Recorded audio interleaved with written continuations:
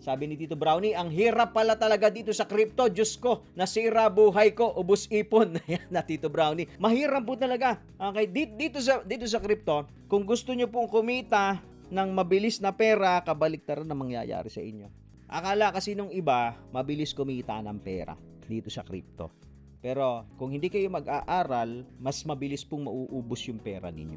That's the reality of it.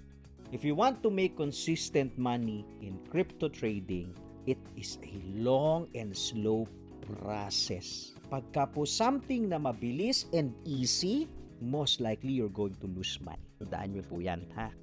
So pag may nag-o-offer sa inyo ng easy money, and kung kayo, feeling nyo mabilis lang kumita dito sa crypto kahit hindi kayo mag-aral, most likely, you're going to lose that money. But those people, those traders na naintindihan na long journey ito, and this is not an easy journey, pero nandito pa rin sila, pinipilit pa rin nilang aralin, sila yung mare-reward. Alright? Follow for more Tito Moves!